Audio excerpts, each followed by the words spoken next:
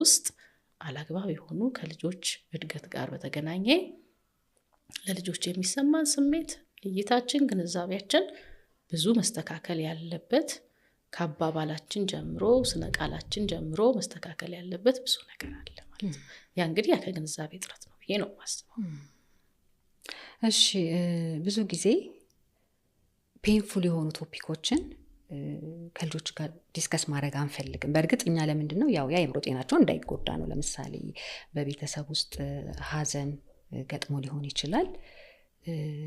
እንዴት ነው ይሄ ነገር ለምሳሌ በየእድሜያቸው እንደ እድሜያቸው ሊነገር የሚችልበት መንገድ አለ አይደለ? ሀዘን ብቻ እንደ ምሳሌ ያነሳሁ እንጂ ብዙ ነገሮች ይኖራሉ ግን እኛ ምን ደብቀው ግን እነዚህ ልጆች የሆነ ቀን ላይ ከሆነ ሌላ ሰው ይሄን ነገር ሊሰሙት የሚችሉበት ነገር አለና ዝም ብለን የያዝናቸው ነገሮች አይጎዷቸውም ወይ? ምናልባት እንግዲህ በጣም ዲቴል ላንገባ እንችላለን።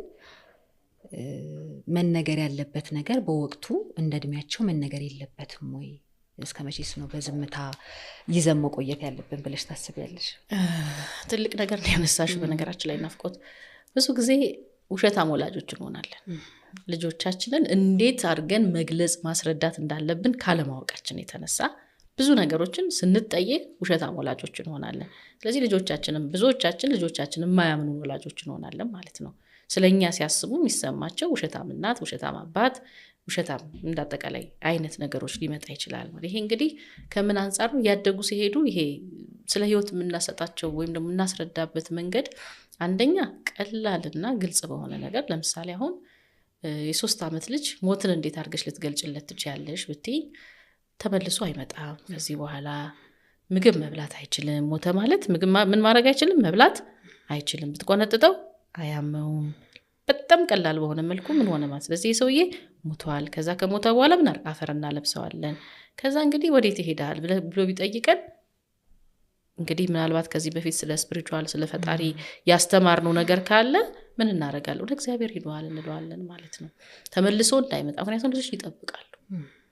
የሚያውቁት ሰው በደንብ ደግሞ ያውቃሉ።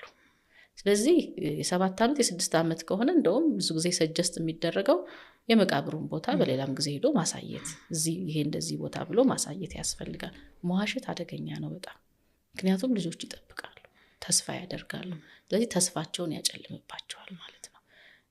ስንዋሻቸው ደግሞ ከዛ በኋላ ከኛ ጋር ያለው ግንኙነት እኛን ማመን ይሄ የኛን ግልጽ ያልሆነ ነገራችንን መረዳት ይጀምራሉ። ስለዚህ ሌሎቹንም ሰዎች የሚኖራቸው እይታ ስለ ሌሎች ሰዎች ሁሉም ሰው ውሸታም ነው፣ አይታመንም። ምክንያቱም የሚጀምረው ከወላጅ ነው። ትረስትን ቢውልድ የሚያደርጉት ከኛ